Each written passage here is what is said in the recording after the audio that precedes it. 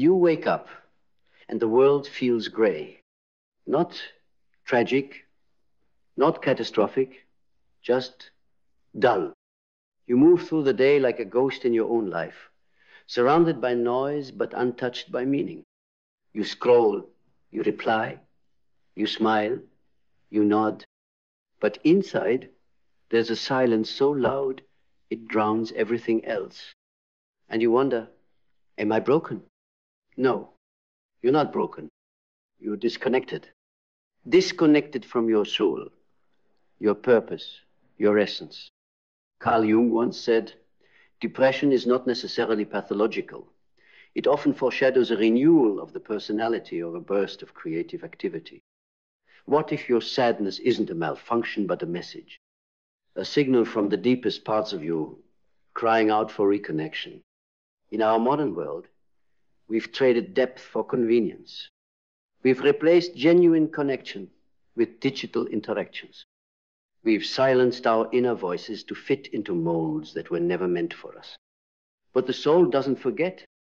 It waits patiently until the day you're ready to return. Return to the parts of you that you've neglected. Return to the dreams you've buried. Return to the truths you've silenced. This journey isn't about fixing yourself. It's about finding yourself, peeling back the layers of expectation, obligation, and pretense, and rediscovering the raw, unfiltered essence of who you are. It's in this rediscovery that the fog begins to lift, not because the world changes, but because you do. You start to see beauty in the mundane. You find joy in simplicity.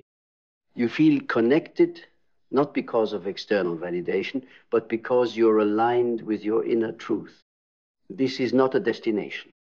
It's a continuous journey, a commitment to stay connected, to listen, to feel, even when it's uncomfortable, especially when it's uncomfortable, because in that discomfort lies growth.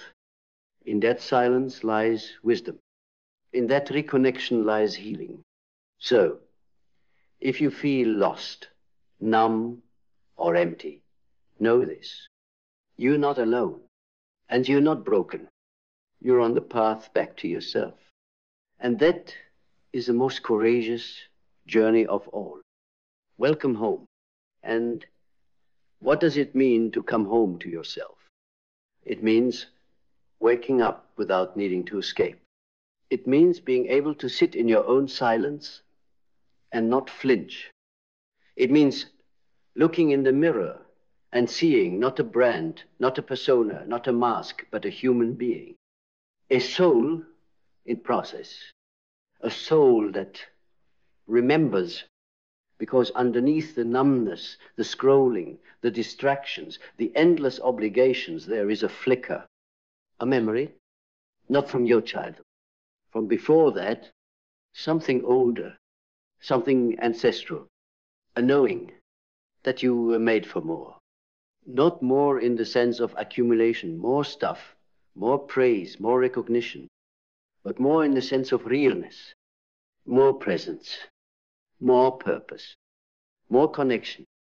But modern life cuts those threads, not maliciously, mechanically. It's a system, and you're a gear. And if you stop spinning, you think everything will fall apart. But the truth is, the only thing falling apart is the lie. The lie that you are only as valuable as what you produce. The lie that your worth depends on how liked, followed, or admired you are. The lie that staying busy is the same as staying alive. It's not. You can be booked and busy and dead inside. You can be successful on paper and feel like a stranger to yourself. You can have everything and still feel nothing, because what you're missing is not outside you. It's within. You've lost touch with your own soul. And no pill, no paycheck, no praise can substitute for that.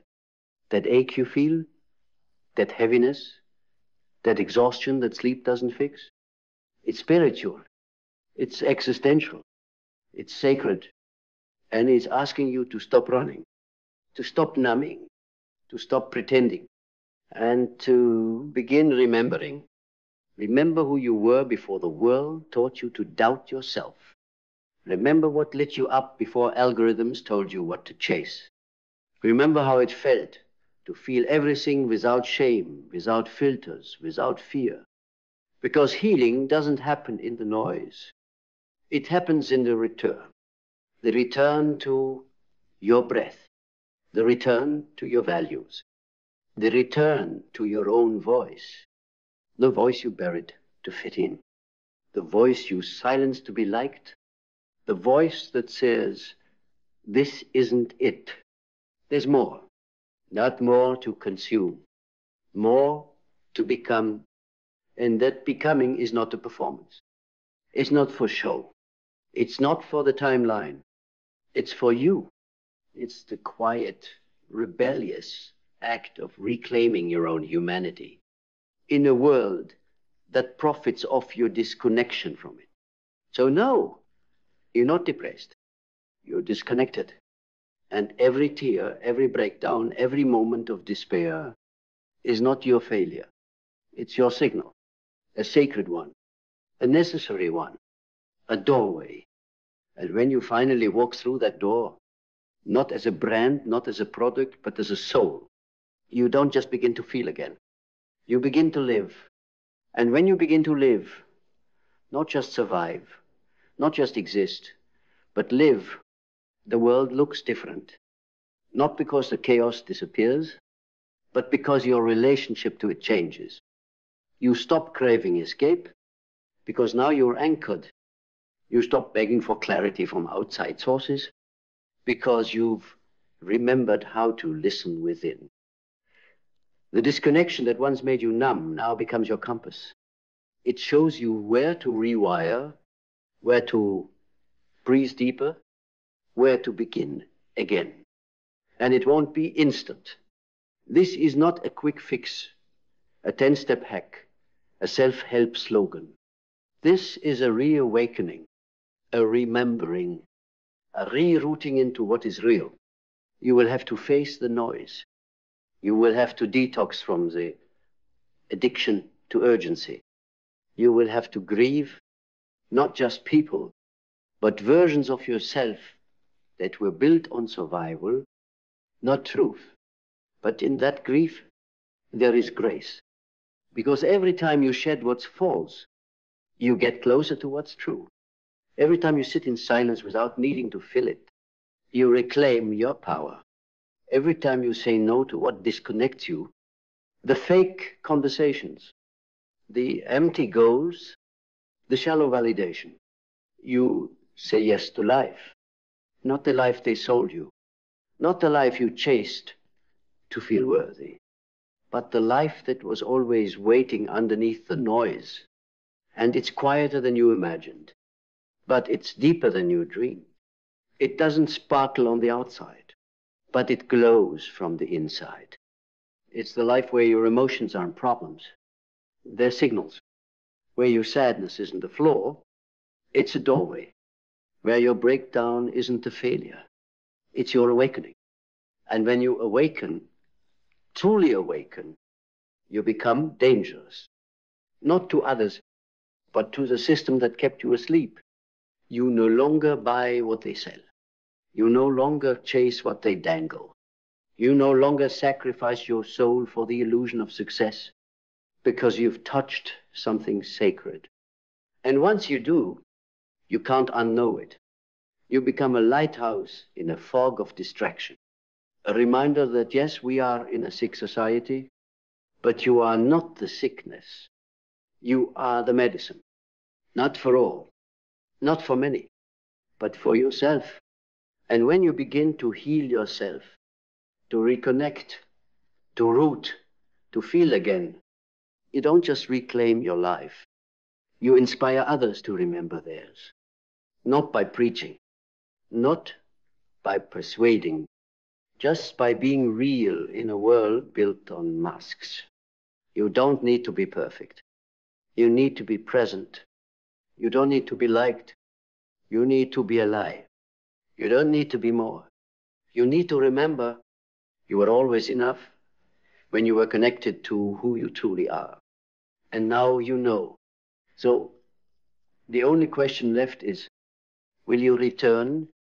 Will you return to the body that you abandoned when the world taught you to ignore its signals?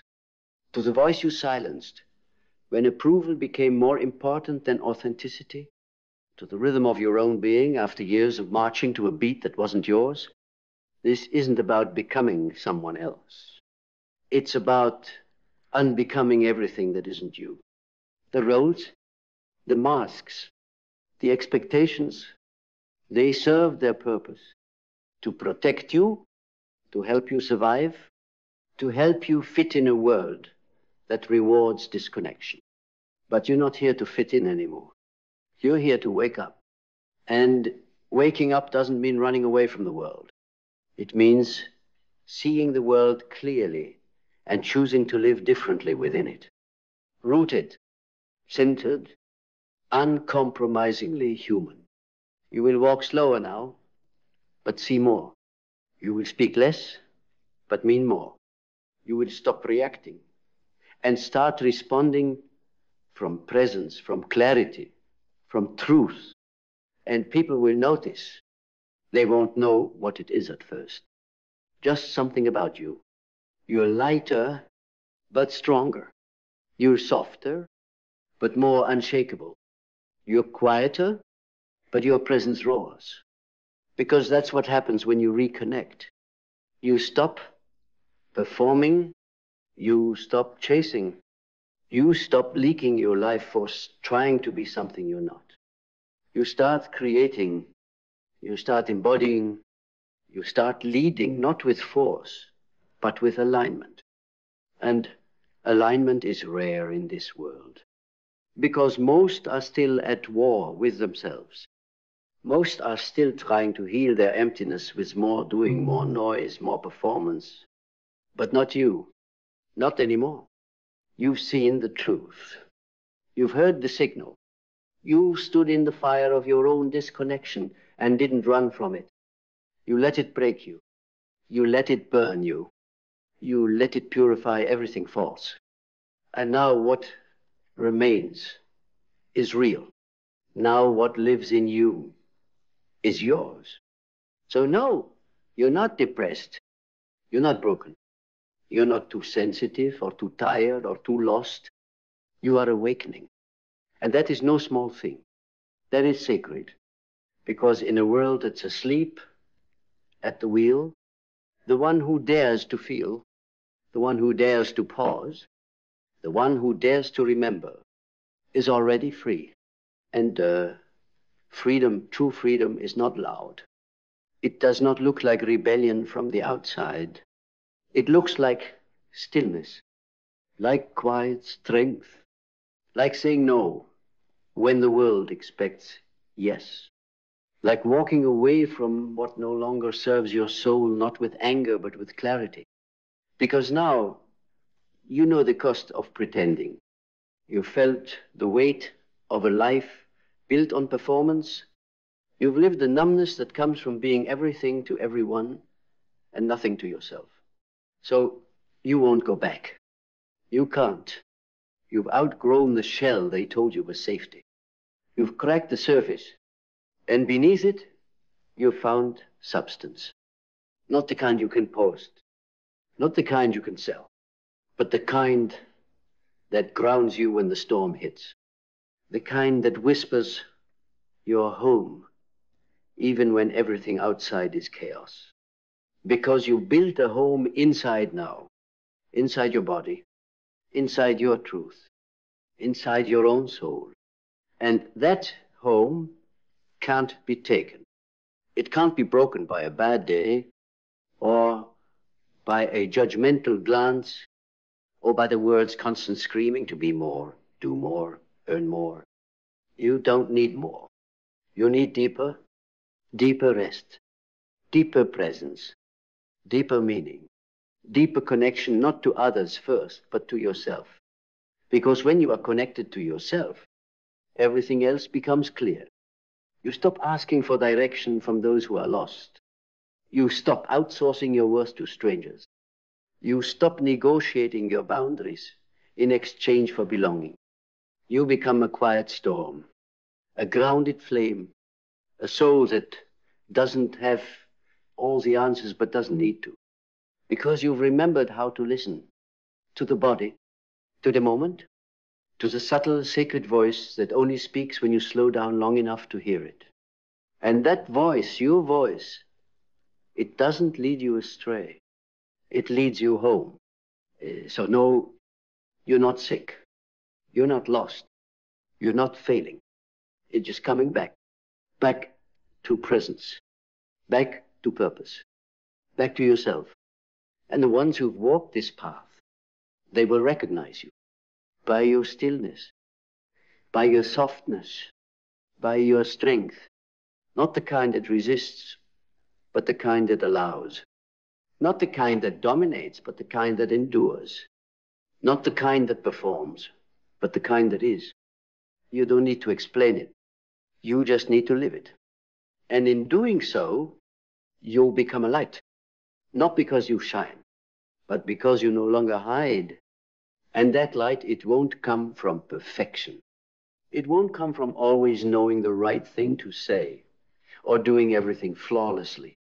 It will come from your realness, from your honesty, from your refusal to pretend you're anything other than fully, vulnerably, fiercely human. Because in a world addicted to the mask, truth becomes medicine, not the kind that tastes sweet, the kind that stings at first, the kind that shakes people, the kind that cracks open cages. You won't need to convert anyone.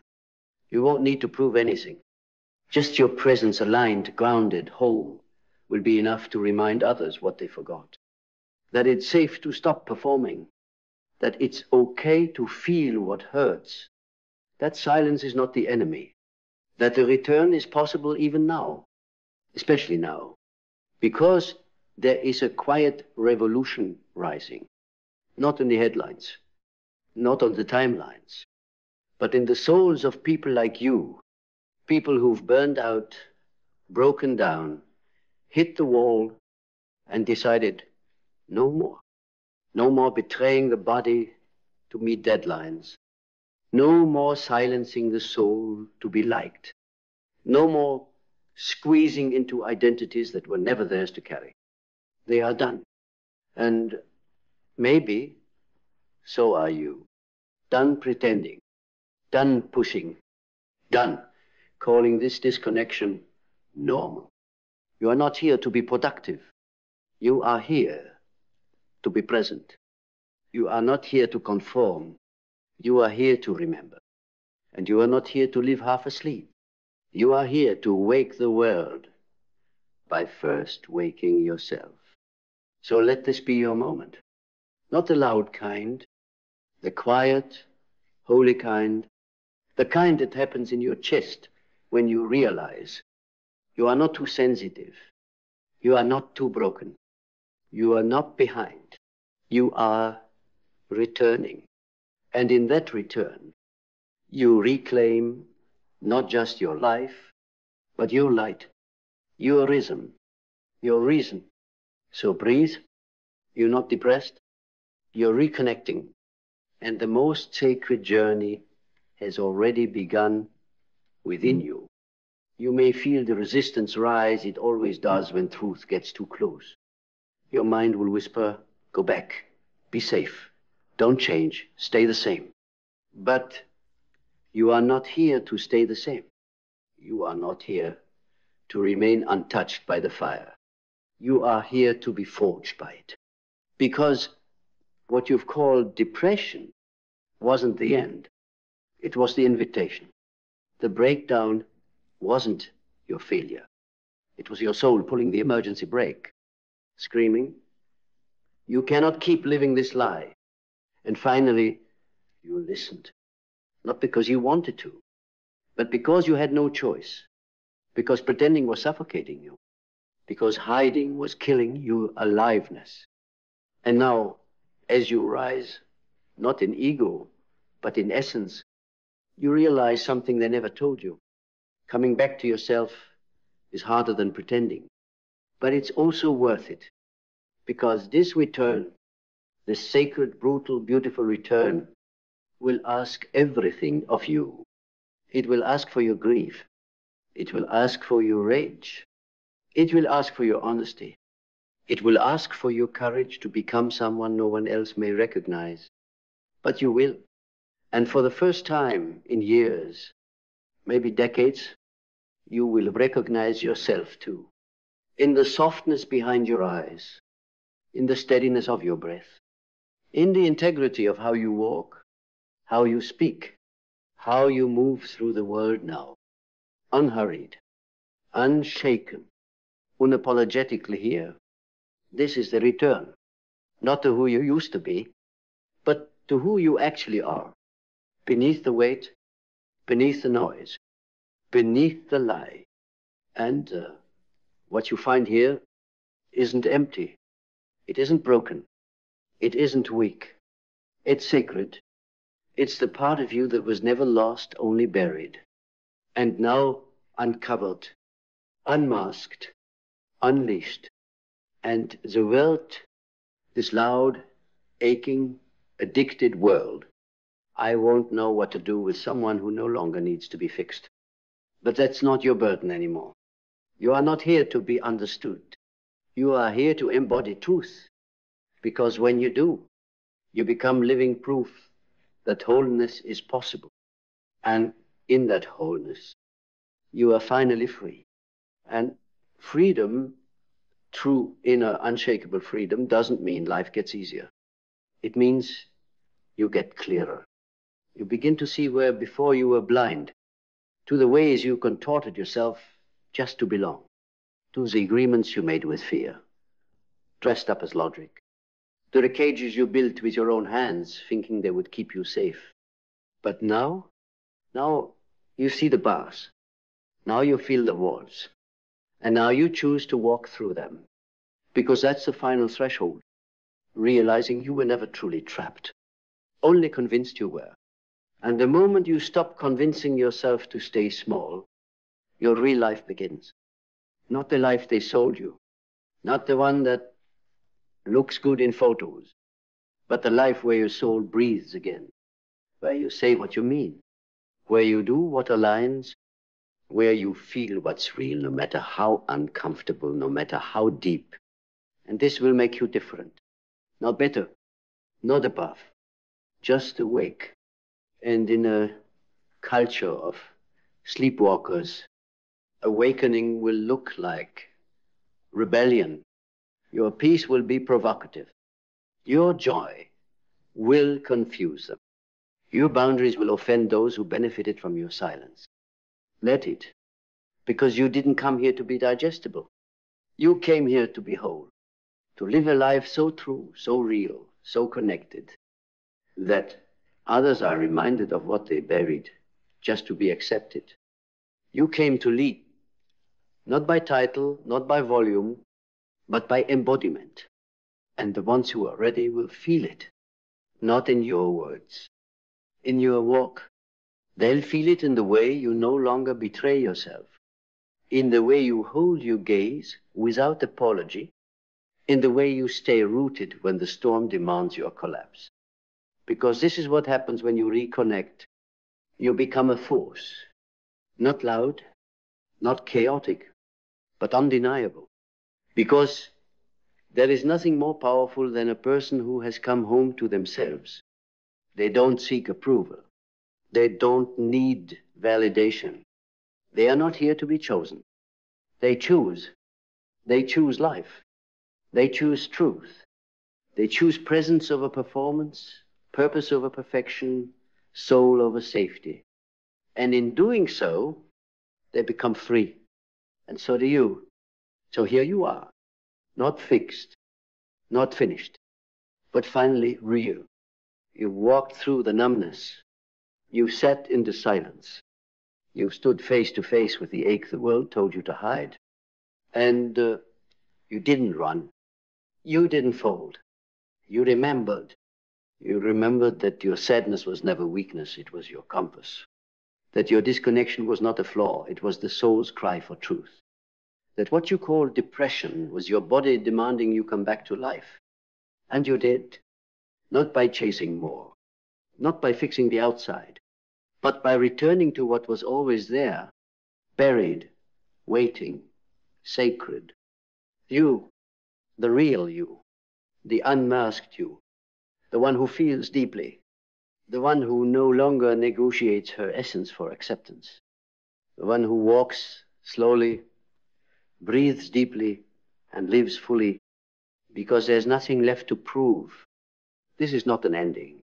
It's an arrival to yourself, to presence, to wholeness. So let the world keep spinning. Let the noise keep screaming. Let others keep reaching for what will never fill them. You are no longer chasing. You are home.